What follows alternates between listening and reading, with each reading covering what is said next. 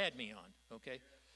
So I took it, and I was the most relaxed person in the room because that wasn't really what I wanted to do. I just went through and did the problems. And it turned out I did well enough. I got into Harvard Law School. And so the idea that I had of teaching the Lord had me go a different direction. And then I got into law school, graduated. I was working for a federal judge, and I was ready to go practice law. Then the Lord gave me another opportunity with my father-in-law, who came in and said, we want to keep the business in the family, and I don't really have an heir to do that. And that was, 46 years ago. And I haven't had a chance to look back. So, as you all know, the Lord guides you in ways you don't know. And but in the end, it always is the right thing if you believe, right? So that's how I got here. And I think the mission that you're talking about, being in a position to provide educational opportunities for members of your church, and I don't know how much beyond that you want to go, but I think that's one of the most worthwhile objectives you could have as an organization, because education is the key to a brighter future. And if you don't have it, it's real hard to succeed. If you have the opportunity to get it, it can be the very thing that changes your life. Yeah. And that's one reason I've been so pleased to be involved with Gulf Coast State College in Panama City for almost 40 years, 37 years I've been involved. I was first appointed to the Board of Trustees in 1987. And I've been through a number of presidents, and I've been a member of the board, chairman of the board, 18 of the 20 years. And I've also been a SACS commissioner, Southern Association of Colleges and Schools. I was the public commissioner from the state of Florida for 3 years. So I got to see the insides of how accreditation works, at least within the Southern associations. So I know some about that. And as I understand, as Gloria has informed me, you want to start a multi-church college, and one of the ways to be accredited is through the Kingdom Saints Global College, and that's the paperwork I've got here about what you need to do go about that. I've never started a college, so I don't have a lot of experience in that regard, but I think I know what the elements are that you might need to do that. And according to this, they had a couple of options, as I understand it. You could use this organization, or you could do SACS, but there's a lot of cost involved to be accredited. So you kind of have to look at that as well. But as far as this particular accrediting organization is concerned, they suggest that you have a timeline for what you want to achieve, and they've got it starting out from time 0 to 6 months in a developmental phase. You're trying to identify during that period your key administrative, organizational, and academic systems. So you got to get a group of people together, kind of I would say an advisory group with representation from all the churches to define a mission, a vision, make a mission statement, and appoint initial leadership. So you got to have, depending on how you want to structure it, it doesn't have to be formal, but you need a chair or a president, vice president, or whatever, so that you have a chain of command and some organizational framework for the project. And then you have the fun part of trying to develop a budget for the first year. And then, of course, that entails where you're going to get the money. So I was talking to Gloria earlier about looking at grant opportunities, seeing if there are federal or state grants that might be available to help you get started.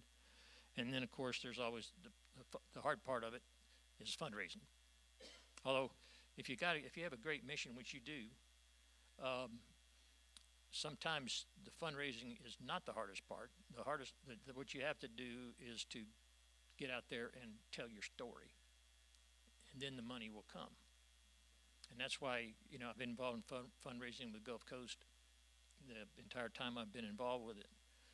And, we don't have to tell people too much about what the college does, because they know what it does, because they've got somebody who's, maybe one of their children attended, or they attended, or their father or mother attended, or someone in their family somewhere along the line, or one of their employees, or we have that advantage in that everybody knows what we do, so we don't have to tell the story again. In your case, you have a great story because it's educational and it's Christian. It's faith-based. So tell your story. If you can't sell your story, it's hard to raise money. But I think you have the opportunity for a great story to tell. And then they suggest that you register your church as a nonprofit entity, and that's where you need a lawyer to do that. And a lawyer's got some paperwork about, and our friends the IRS and the other folks you have to deal with to get organized. Then after you've done that, the 3 through 6 months, and I think these are just guidelines, because it may take. I don't think it's going to take less. It may take a little longer, but it kind of is what it is. What you can accomplish in what time you can do it. That's when you establish your governance, your bylaws. You develop a curriculum, and then you start recruiting faculty. Now, at that point in time, I would think I might disagree a little bit with this timeline. I think you would be trying to identify people who would like to be, you could want to have on the faculty, and I guess that's a form of recruitment. But at this stage, unless you've got where you're going to do it, do you have a facility? What is the plan for that? Well, we have the property here, and we have 2 portables in the back. But you have a place to do it. Yes. Okay, well then you got to have that. But you're in a position then to begin trying to figure out who you want to be on the faculty. What kind of courses do you want to teach? And Gloria's talking about an articulation agreement, with some of the state colleges, particularly Gulf Coast, where you can get your general education components. In other words, your math, your English, social studies, those kind of things.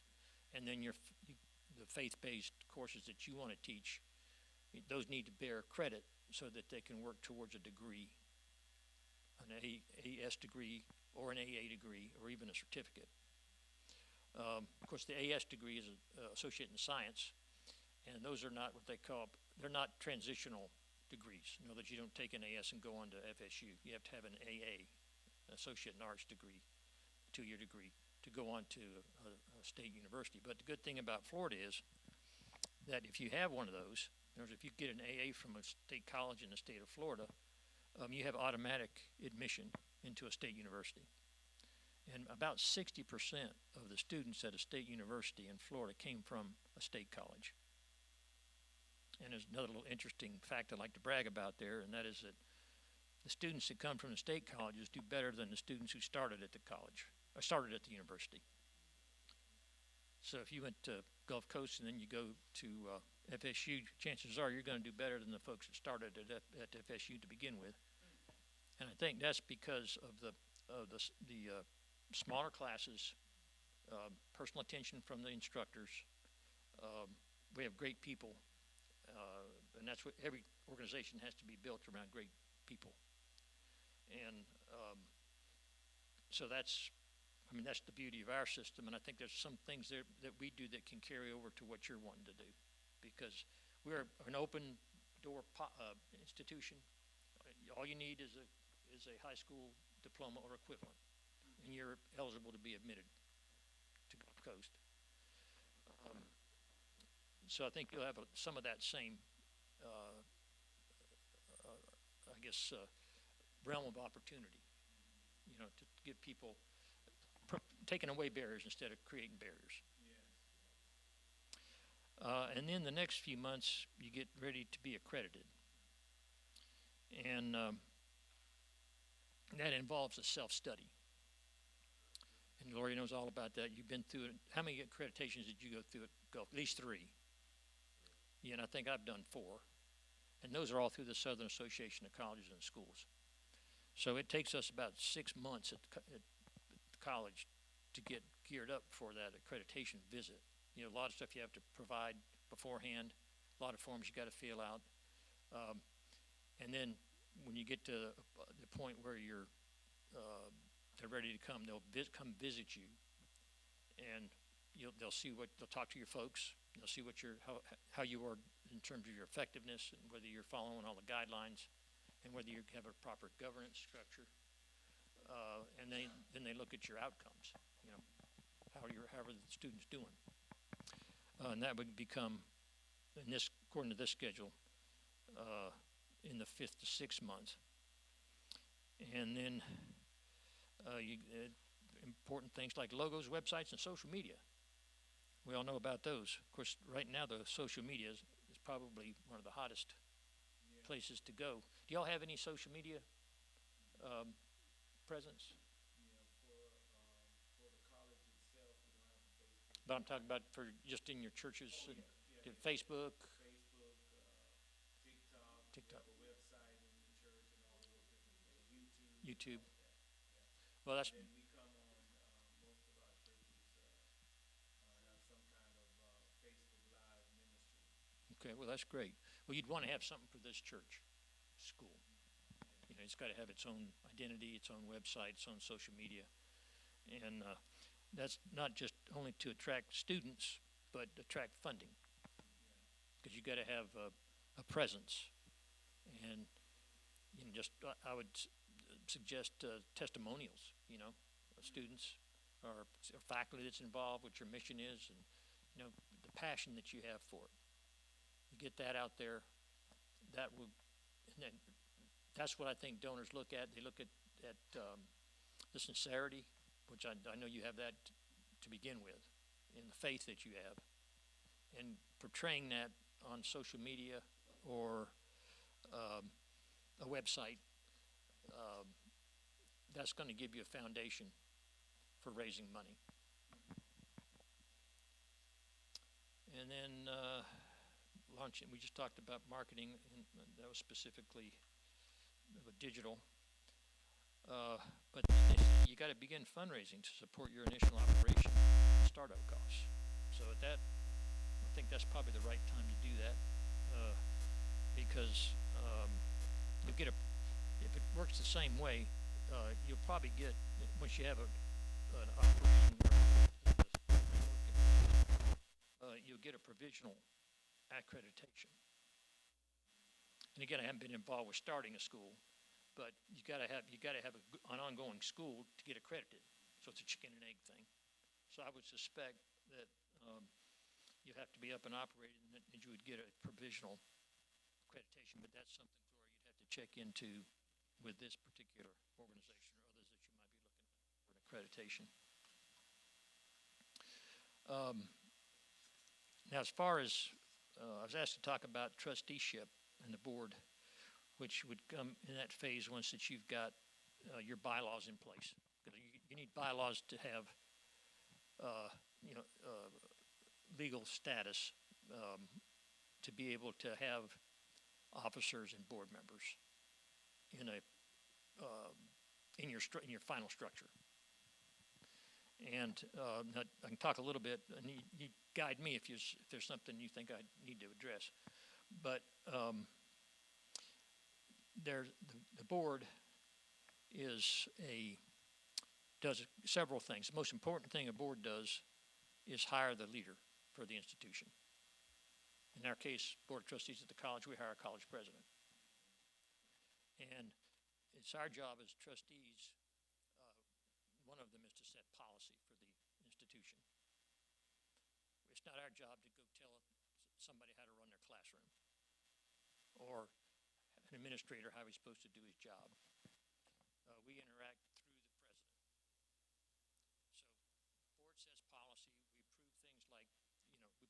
approve all the course load, the courses. We have to approve, the graduates of the courses.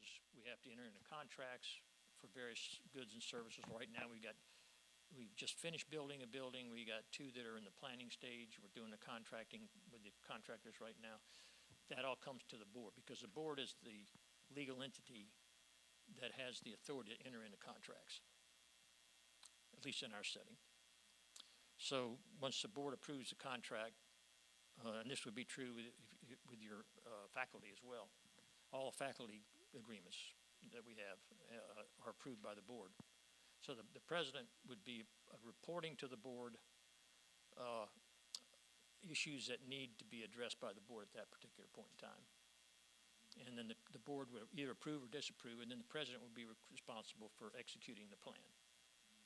So you get back to the mission statement and a bit kind of what I would call for a college, it's not really a business, but it's a business plan. You have to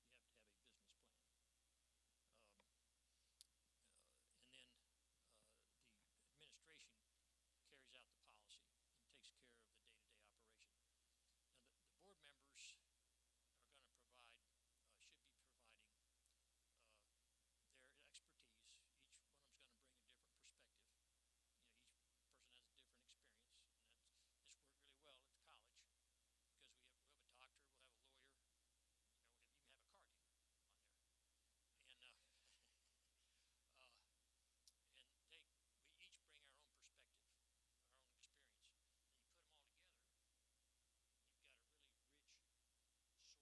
to bring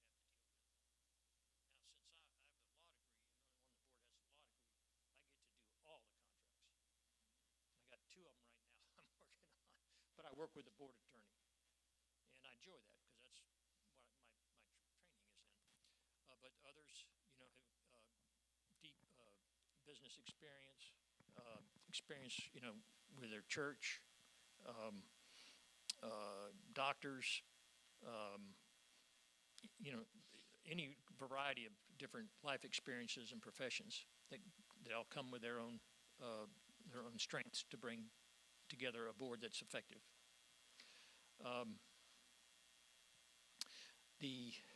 Yes, sir. And board, what are some of the things that you would suggest in your experience?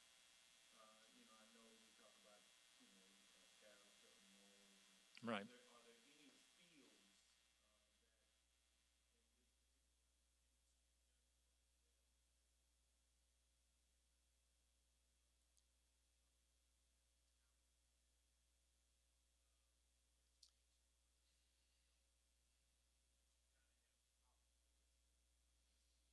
Yeah, I wouldn't have a witch doctor on the board.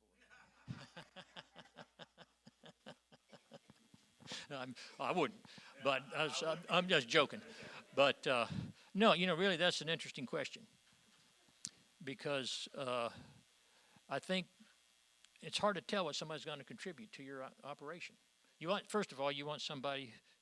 They have to be somebody, and I don't mean that in terms of that may not even be the right way to say it. It's not that they're better than everybody or anybody, but they've accomplished something. They're bringing some expertise or some experience that's going to help the school move forward. And it also helps. The board, who you have on the board, is a big reflection of who you are. What do you want how do you want the outside world to view you? You really got the board, and then you got the president or the chair, however you wanted to set it up. That's what people look at in terms of when they go to your website, to find out about you, and you look and see who's on the board. And so you want people that have credibility. They've got to have integrity. They have to be devoted to your mission. They really need to be devoted. This board in this kind of organization or something like the college, it's not something you do just to put it on your resume. If you're going to be an effective board member, you have to be there with a passion for what you're doing. And the beautiful part of that is you can make a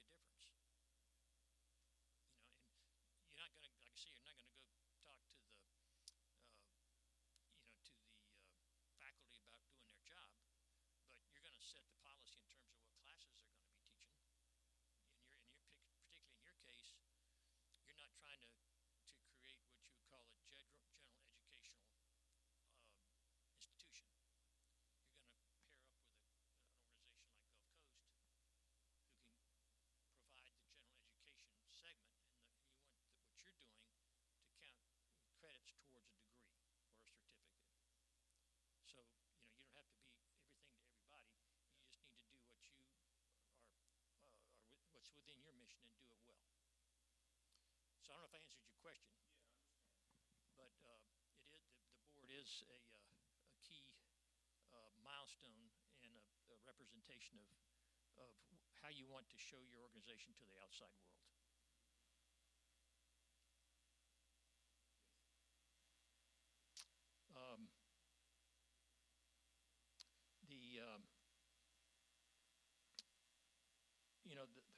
The end goal, and this is the way I always look at issues. The end goal is the student. How are you going to help that student? Putting all this effort together for really one reason, and that's to teach the students, Right. to help them learn. And in your case, you've got the noble mission of the religious perspective that you want to bring into your classrooms. And I think if you're here, you've got that passion to start with, right? Right. But the devotion, the passion, the willingness to give of your time, effort, and your money if you can, you're being prepared at board meetings. I wouldn't feel right if I went to a board meeting I hadn't read all the material. Right. Because I want to make an informed decision. And so, I do my homework. And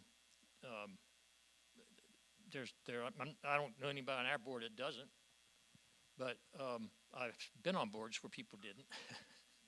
Yeah.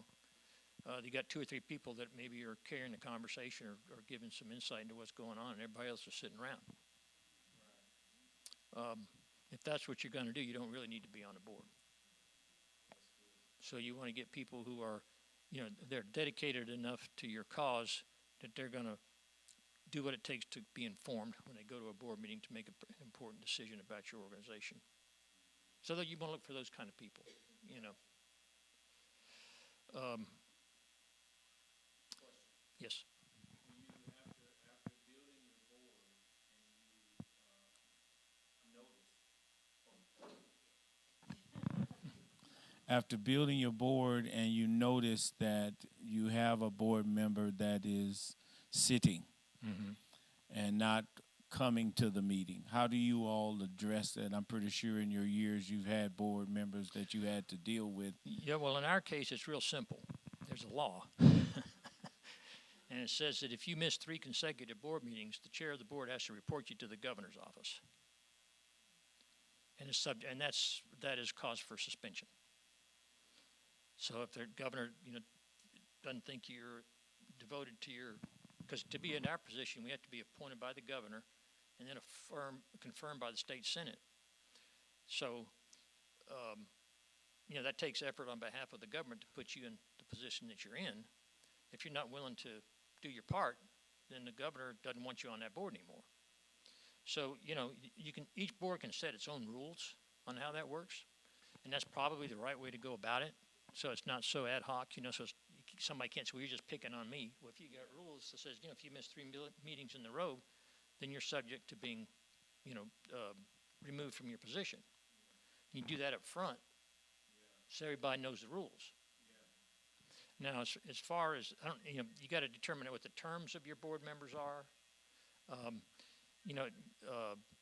this is really getting down in the weeds, but, you try to stagger them. So not everybody goes off at the same time. It's kind of hard to do when you're first starting out, but you can have terms that expire and bring in new people while you have some folks that are still there, and then have the terms alternate so you don't have everybody coming in and off at the same time. But it's really kind of up to you to make up your mind about the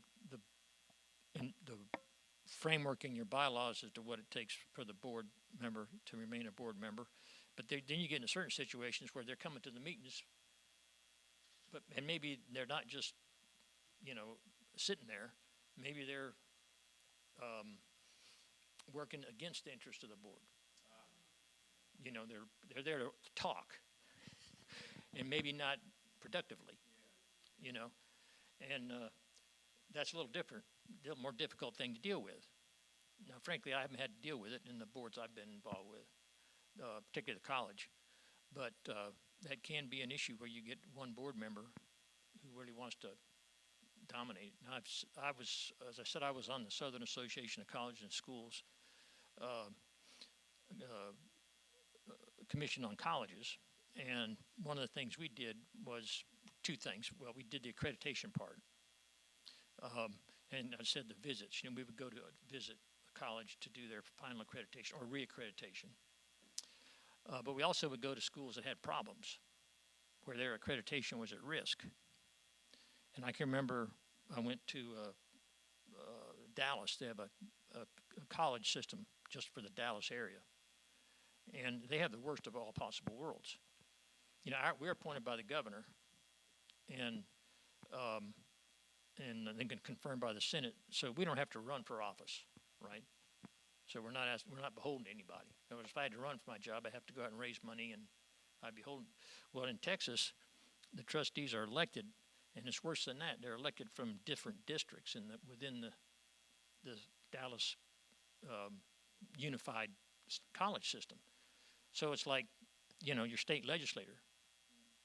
He's going to look out for his constituents, right? Really should be looking out for the college as a whole. And where they got into trouble was they had that situation where they were fighting over getting, say, buildings. Really should be here, but not in my district, so I'm not going to vote for it. It's the idea is you can have your own perspective and your own priorities, but in the end, it has to be for the institution as a whole. That's how your decisions are made. You talk about it, you may even argue about it, but in the end of the day, the board will take a vote, and then everybody needs to support the board position. So as far as unruly board members, there's all ways that can happen, and you can plan for some, but not all. And sometimes you just have to take them aside and say, look, do you really want to keep doing this? Are you really in the best interest of this organization? And coming from the pastor, that might carry a little weight.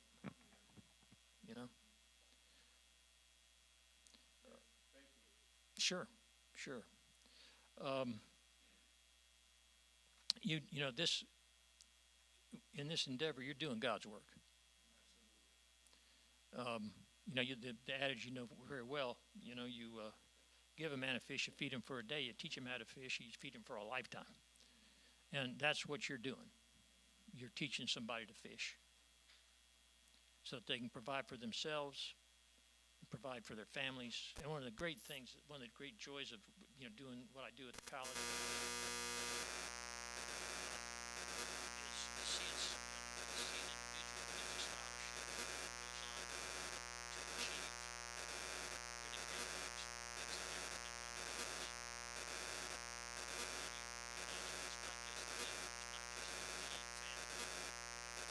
they've never done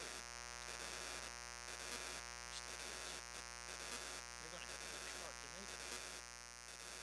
So it becomes a generational thing, so it goes down through the ages. And in my case, I'll tell you a little story about my dad. And one of the reasons I'm so passionate about the state college system is that my dad was a child of the Depression. And he was born in Denver, but it was too cold up there. So his family moved to St. Petersburg, Florida. And nobody had a job, but the kids in the family had to go out and they would go to neighbors' houses and they'd ask them if they could have the fruit that had just fallen off the tree. If it was good fruit, if they could take it and sell it. So they'd gather the fruit, they'd go to the streams and the rivers, and they'd get the the water lilies and the other flowers they could, and they'd go down on the street corners of St. Petersburg and sell those just to make money to get by. And so, my father was he was a very poor child. Matter of fact, he had a nickname, and they called him Small Change. Because that's all he ever had was small change. And he had a girlfriend who lived across town, and he wanted to ask her to go to the prom. And so he wrote her a little letter, a little note asking her to go to the prom, and he didn't have postage. So he got on his bicycle, and he rode his bicycle all the way across town to deliver that letter, and all the way back. And fortunately, she said yes. And it's interesting, I went back for one of their reunions, the St. Pete College reunion, St. Pete High School reunions. And this is after my dad had passed, and I met the girl, or now a woman, actually an elderly woman, who got the letter from him. She told me the story. But that just gives you a little bit of background about where he was coming from. But he's real smart, and he worked hard. He became president of his class at St. Pete High School, and he went on to St. Pete Junior College.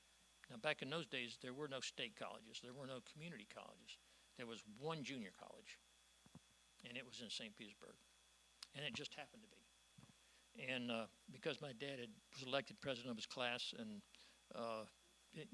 done real well in school, he was awarded a scholarship by the Rotary Club. They had what they call a leadership scholarship. So he got $500. And back in those days, 1940s, early 1940s, $500 was a lot of money. Not that it's not a lot of money now, but back then, that was a lot of money. And so he was able to take that money and go to St. Pete Junior College. And he graduated in 1941, and then World War II intervened. And he enlisted in the Navy.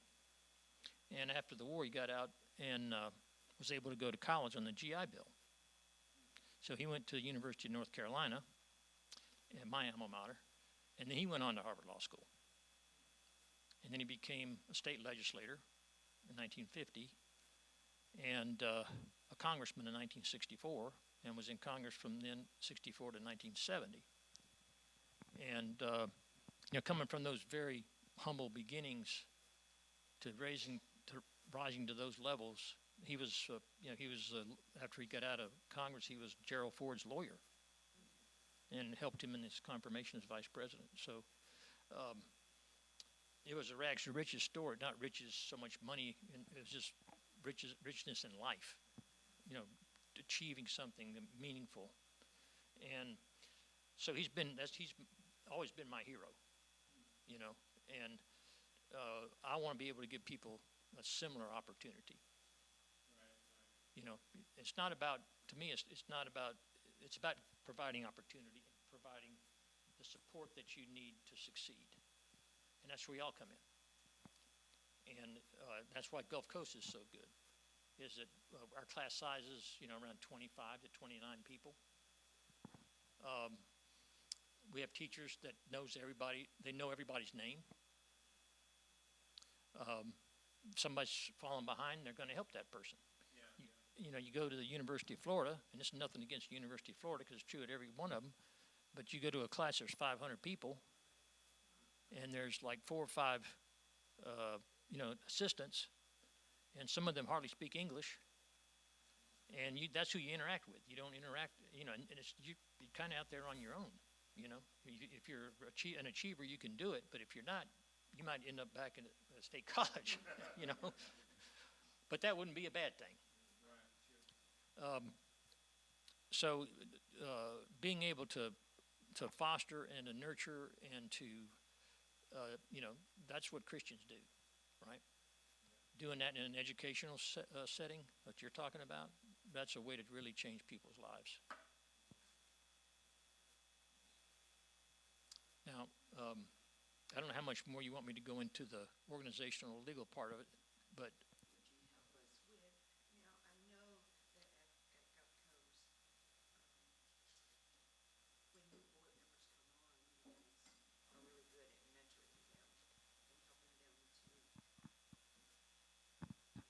helping them to get in place Right. and then become a valuable asset to the organization.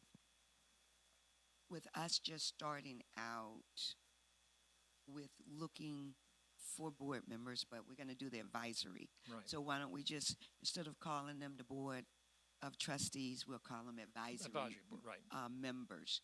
Could we also begin to use the same process that we would use for a board of trustees? In Yes. other words, looking for the same type of people? Well, that's one of the things that's real important, and it's sometimes often overlooked.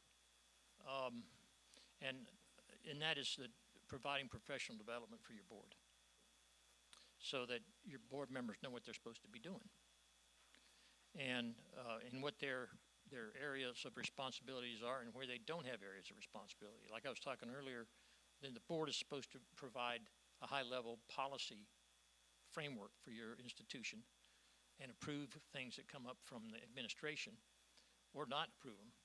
But your board understanding that, you have to understand that when you go on a board.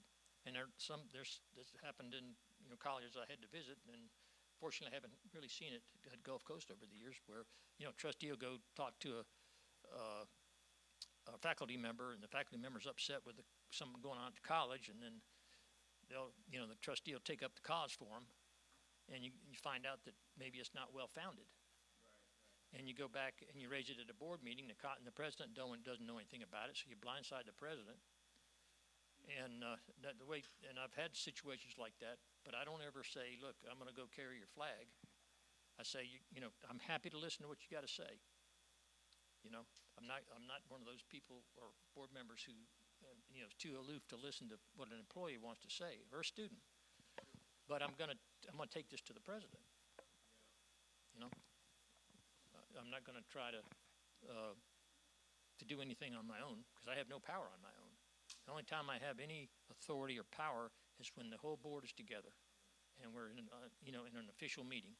Then I have a vote. But that's part of the training you want to give the people. Now the advisory board's a little different, because they're not truly trustees. So you don't have that structure. You're just trying to get everything put together. The other thing you have to know is that if you are a trustee, you have some legal liabilities. Going along with a trustee, you're a fiduciary, which means that you're looking out for somebody else's or an organization's assets, and it's how it operates. So, for instance, the actual owners of all the property at the college is the board of trustees. They're the owner. And we are the contracting body. So we have a construction contract or a contract for goods and services. The contract is not with the college so much as it is with the board of trustees. Or if there's a contract that's done, we have to ratify it. So I would assume that's going to be the same kind of structure. You'll have a corporation of sorts that will actually be the legal entity that owns the property or rents the property, and you'll have the administrative portion of and the faculty as well, and then the board above that provides the vision.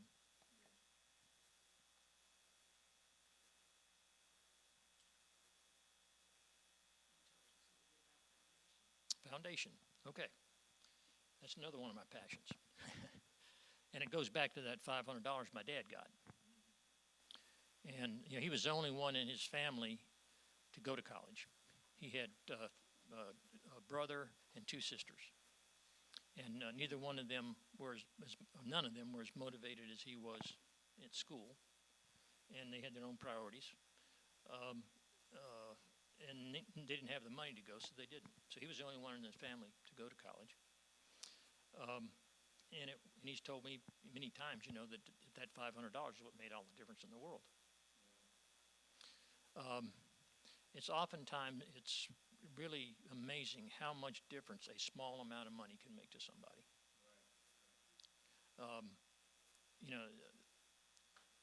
we have students, that will come in and they don't have money for gas to come to college. $20 for some gas. We have a special fund for military that active duty or veterans and their dependents, where the foundation will fund all of their out-of-pocket expenses, plus emergency cases. So we had a medic who had PSTD and had an automobile accident when he had a flashback. He thought he was back in Afghanistan, and his dog had been hurt and was bleeding. Put the dog in the back of his pickup truck and he had a flashback. Thought he was in Afghanistan, taking one of his buddies, to the hospital, and he just didn't know where he was. He ran into a parked car, and he came and said, I can't continue going to school. And why is that? Well, I got a $500 deductible I got to pay, to get my car fixed, and I can't. I don't have the money, so I got to choose between going to school and having a way to get someplace, and I got to be able to get someplace. But what we were able to do, and this was a special fund in the foundation, was we were able to pay the $500. So he got his truck, and came back, and then got his degree. So. A foundation, that if you're talking about a foundation for the students, that's one thing. If you're talking about a foundation for the organization, that's another. Now what we do is our goal as a foundation, we have several, but we have scholarships, but we also have funds for programming at the college. For instance, if there is take, for instance, a hospitality program that we have. We didn't have the state resources to stand up a hospitality program. These are people that go out and work in hotels on the beach, largely. Management and the financial aspects of it, and how the tourism business works. And we had a donor that gave us money to set up that program. That went to the foundation. It was not for scholarships. It was for that program. There were some scholarships wrapped in it, but it was more to pay the employees, the teachers, and that kind of thing. So I'm not sure exactly when you say foundation, what flavor of foundation you're talking about. Whether you want to have one for the students' tuition, or you're looking more for a foundation to stand up the organization.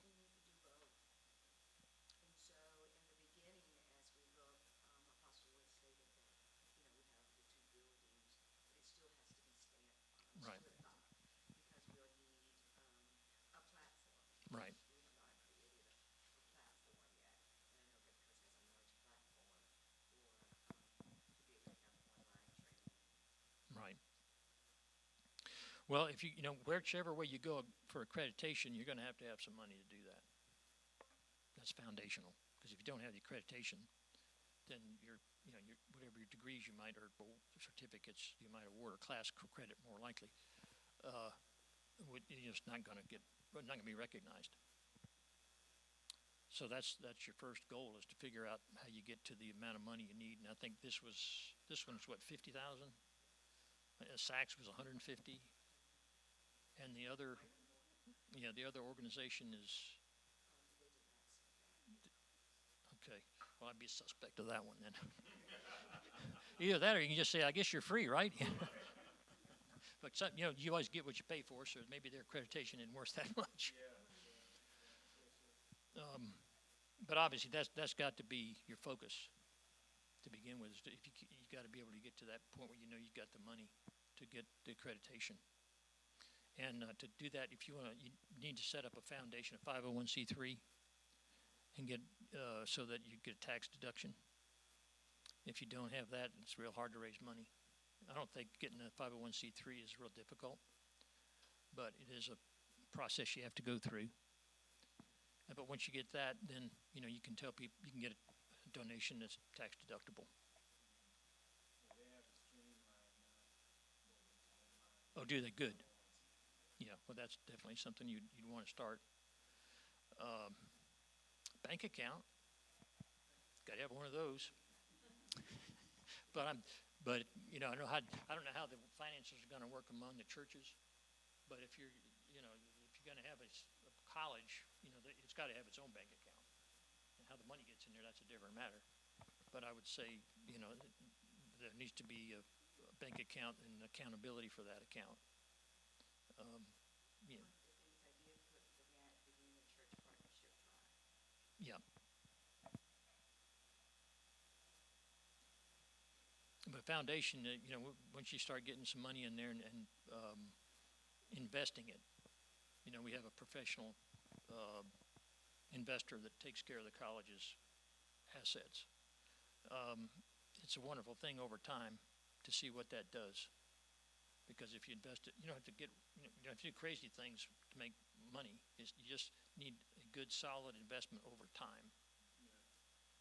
And do you all have a particular investment firm that you all utilize, or you have a private or personal no, we financial have a service firm. We have person? a firm that does it for us.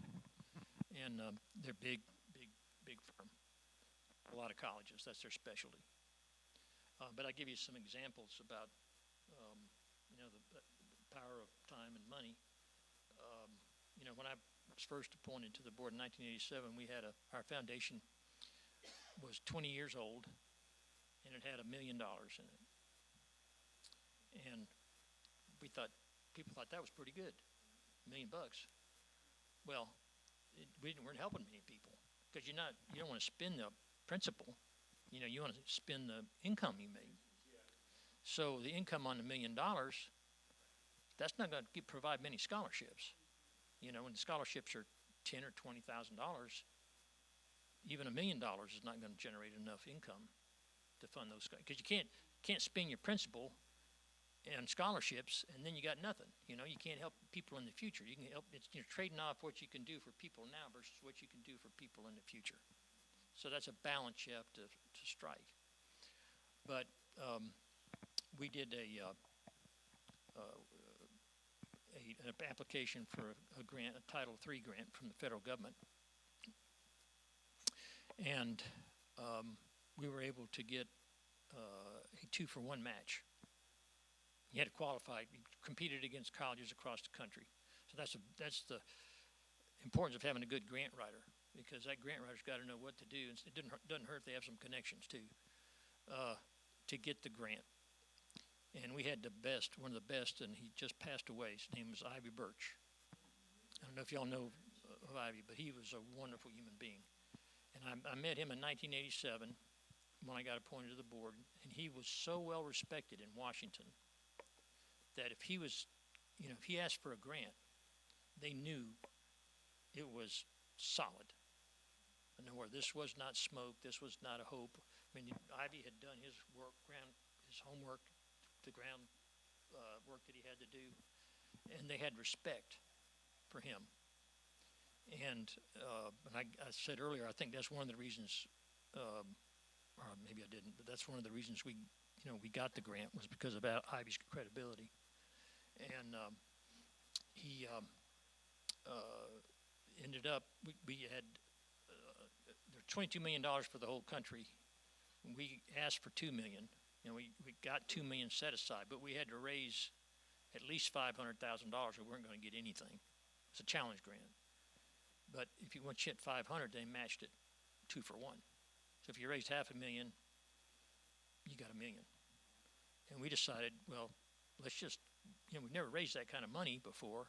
We didn't $500,000 was half of what we'd raised in 20 years. But we didn't need it. Why not ask for more? There was no penalty for it. And if you asked for $1 million and you raised $750,000, you get $750,000 doubled. You wouldn't be penalized because you didn't get the second goal. So we asked for $1 million, and in 18 months we raised $1.1 million. So we got $2 million from the federal government, and then we matched it with a state program. We got another $680,000 from the state. And you put it all together, we had $3.8 million from an 18-month campaign. And you add that to the $1 million we had, so we had $4.8 million. And then, here we are almost 40 years later, we have a foundation. We had other campaigns, other fundraisers, a number of them, but we've got a foundation now that's worth $40 million. And that's after we've spent $35 million. So, we're spending well over almost close to $2 million a year on scholarships and programs for the college. And, the $40 million is what's left over. So, during that period of time, we've been giving millions of dollars out, and we've still got $40 million left. So that's the beauty of wisely investing your money, is that in time it grows, and then you get to a point where you're just paying out the income, and maybe not all of it. That's the long range, opportunities that you have with a good foundation. But that's just a story about Gulf Coast. But you're going to start out on obviously much smaller scale. But you got to identify, what you're going to do with the money. And first of all, you got to get the accreditation, and you got to explain that to people so they understand. It's easy to tell somebody, I need money for a scholarship, because everybody knows what a scholarship is, right? It's a little different going out and saying, I need money so I can pay the accrediting agency for my college that I'm standing up. So that's, there'll be a challenge there. But you have to do it, and other people have done it. So I know Gloria, she ain't going to give up.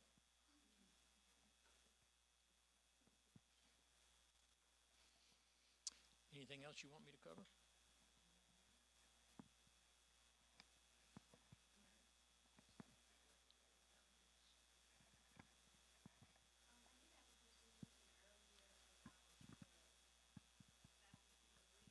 Mm-hmm. Time frame for that agreement, or is there a time frame for that agreement? For how long they're on the faculty? Mm-hmm. That's a good question. And I would say it varies. I don't know right offhand what our contract lengths are, but of course it depends on how long you've been there. I think the longer you're there, the longer the contract. And you get tenure, and then you got permanent status. I can't answer that right off the top of my head. But it's, I'm sure there's a lot of different time lengths that colleges use to do that. Of course, that goes into, if you're going to hire somebody for the faculty, they're going to want stability. They're going to want to know that I got a job for 2 years or 3 years or whatever it is, and then you got to, in a situation where you don't have tenure, you can build in performance metrics where you can terminate them if they're not getting the job done or if they've done something wrong. But I think that's largely a contractual thing that you would have to work out, depending on the individual that you're dealing with. Somebody with a lot of experience, you're going to give them a longer contract, right? Right. And they're going to earn more money. Somebody with less experience, you might even have a probationary period for them, But you got 6 months, you're on a probation period, and you can be terminated for any reason during that period of time. So it's there's lots of different answers to your question, I guess is what I'm saying. It depends on the circumstances.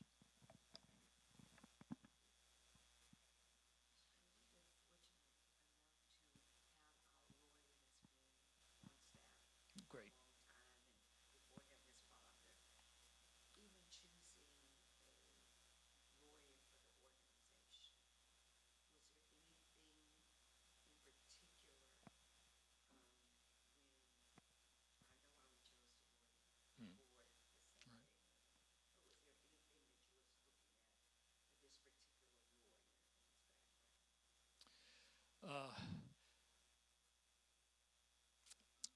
Someone who understands the corporate world, somebody who's done business law. So this is really not rocket science. It's what every corporation does.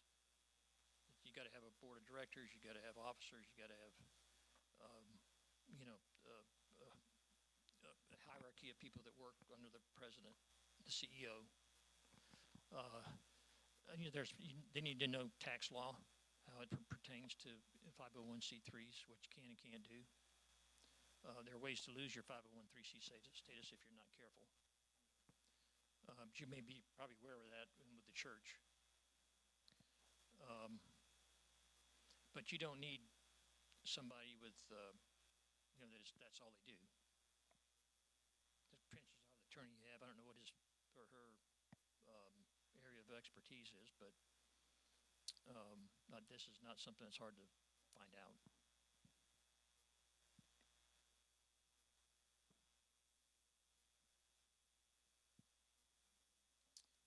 I figured I'd get a question out of you sooner or later.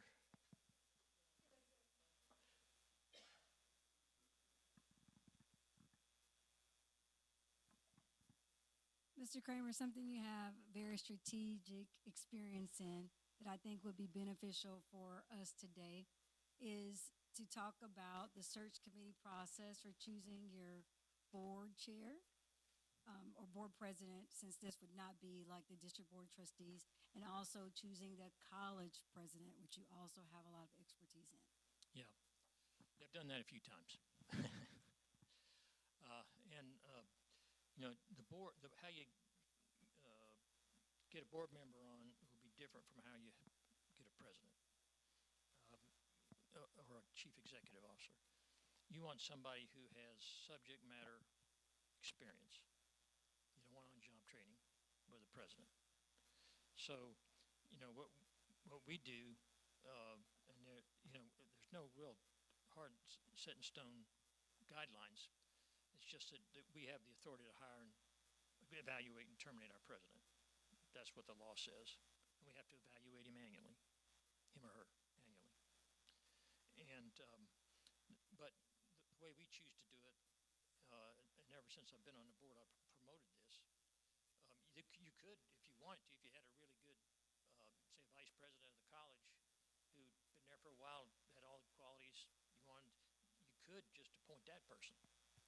But I wouldn't do that, and I tell you why. Having an open process where you want to find the best qualified person, and what we do is, and this would be a little different in your case, but we advertise. We did national advertising in the places where people that are looking for those kind of jobs, like the Chronicle of Higher Education. Put an ad in there and other places, and then you have criteria. You got to, depends. In your case, you're going to probably want somebody with at least a master's or a PhD, and maybe a certain amount of time of experience that you'd put in your advertisement if you were going to go that direction. You want, and depending on what area you want to advertise in. But you'll get candidates that apply, and then you go through and evaluate those candidates and determine. You might get down to, in our case, when we just did this most recent one, we had like 98 applicants. And with the search firm that we hired a search firm, took the people out that just didn't meet the basic criteria that we'd advertised. And then they would check out the others and see some of them they just knew weren't going to be a good fit or had something in their background that was a problem. And then we got down to 15 that we decided that we would interview. And we did it by Zoom. We did everybody by Zoom. So it was all the same. We had local candidates too, but we did it all by Zoom. And then we narrowed it down to 5. And then we had in-person interviews with the 5. And then we had a board meeting where we voted. And what we did on the vote was I asked the board members to put 3 of them in order. Each one gets a rank, 1, 2, and 3. And then the staff took it, and it's like golf, who had the lowest score. And we took the lowest 2 scores, and then we voted on those. And that's how we did it. But that's kind of you start out with a big funnel, and you work it down, but you have to do it, you have to be straightforward, ask the right questions, don't be bashful. Because, you know, and you have to always realize, you know, you may not get what you think you're getting, even if you go through the process. So it's good to check, you know, if they worked at another institution, not just people they give you as references, because who's going to give you somebody's going to say something bad about it? You know what I mean? You gotta do a little bit of detective work, and maybe you know somebody there, you know somebody who knows somebody there, and you can talk to somebody who's a faculty member or on the staff. What's this person really like? And you have in confidence, you know, so they don't get fired. But there's an art to it, and I've made some good decisions and some bad decisions. I have to, you know, in terms of who we'd hired, and I didn't know I made the bad decision until well after it was over.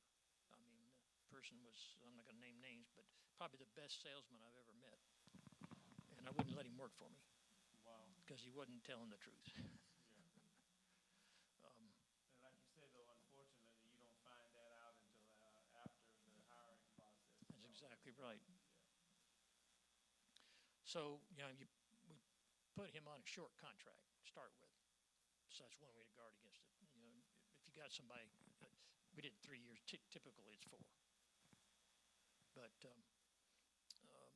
the case, even you can do everything you think the right way and do all your due diligence and still not get a good fit. So that's the fun and games of being in the education business and building a college or a school and hiring a president. But, you know, we had a long-time college president, a really wonderful human being, Bob McSpadden. And he had a saying, he said, you know, the board can survive, the college can survive a bad president, you know, because he could be fired, he or she could be fired, but they can't survive a bad board. You know, the board, that's the reputation. You know, the president, that's a lot to do with it, but you can get rid of the president, and you can get rid of the board, but if you've got good people on the board, you can replace a president. If you don't have a good board, nobody's going to want to work for you in the first place. So there's a lot goes into being a member of a board of an institution like this, because you are the representatives of the community.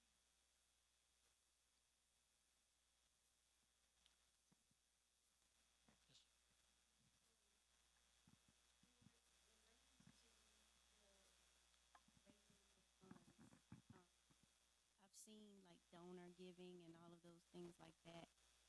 What would be your suggestion or insight in terms of like annual giving? Is it something that you do annually or you do it twice a year? Like what does that look like in terms of setting up your donor giving opportunity? And Yeah, I would say all of the above. Okay. Yeah, and you know, you can't always swing for the fence. You know, you're going to get. Hopefully, you get a lot of smaller donations, which each according to what they not only what they have, but what they were willing to do. You know, and it all gets back to selling the mission of what you're doing. You can't ask for a dime unless you convince that. You can ask, but you won't get it unless you've convinced that person that you have a worthy cause. So that's you know, we have a variety of ways of giving money at the college. You know, annual giving. We have you know, fundraising drives. That's what you'd want to do to start out here. You have an organized fundraising drive where you sit down and you figure out, you know, what's the goal, who are the people you want to approach, who do you know who knows somebody. It's not just, you know, sometimes you go to somebody and they say, well, I'm not in a position to help you right now. Next question should be, do you know anybody who would be? So instead of saying thank you very much, we appreciate it, but you couldn't give, we understand. You say, well, if you can't give, do you know somebody who can? It's kind of like selling cars. You know, I can't sell you a car today, but you know somebody who needs one. You know? But you know, you can work hard to get a small contribution. You can walk into a room and easily get a big contribution. It just depends on the circumstances. But the key to raising money is the personal relationship. If you got a personal relationship with that person, then you have credibility with them. And again, if they're not in a position to help, they know somebody and they'll vouch for you. Maybe they'll go with you. That's even better if they really are a friend. They can go with you and help you make the case. But I would definitely have a campaign committee, people that are willing to go out and ask for money. A lot of people don't like to do that. And I didn't know I would even like to do it until I started doing it. But what worked, if you got a good cause, it's a lot easier to raise money for it. Because it's all about, this is true in life, you know that. Whatever enthusiasm or lack thereof you bring to a situation is going to be reflected back on you.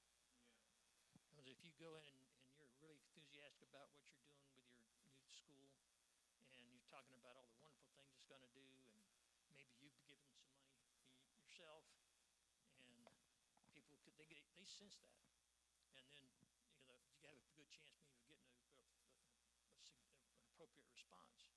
But if you're not enthusiastic about it, and you're just going in asking about, can you give me some money? I've got to try and start a church. You're not going to have a lot of success.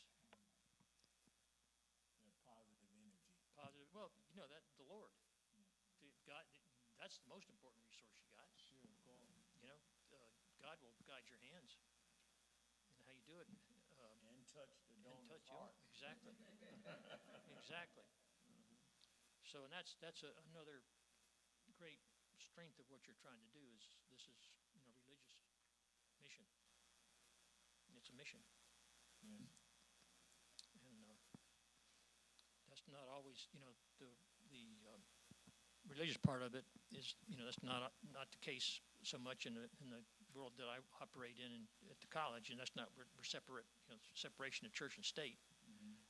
This is just about purely education at Gulf Coast, although we have a prayer every board meeting and we salute the flag. So it's not that we don't have religion in the school, it's just we can't teach it. We cannot like you can. But that's that's a mission, and you're in a position to approach it as such. Absolutely.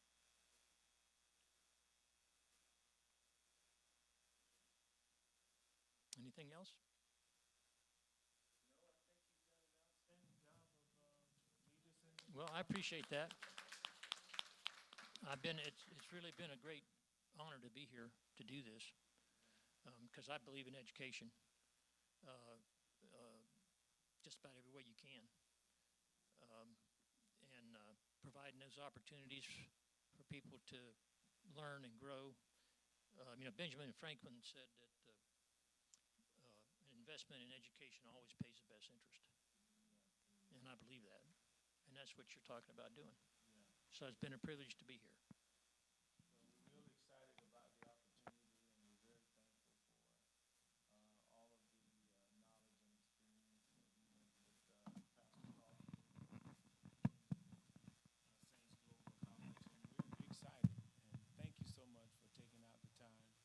Yeah, and we got a presentation that we have for you. Minister Lester's coming. Pastor Crawford, if you'll stand with us, please. So, Mr. Cramer, I've watched you demonstrate civic rent for about 14 years now.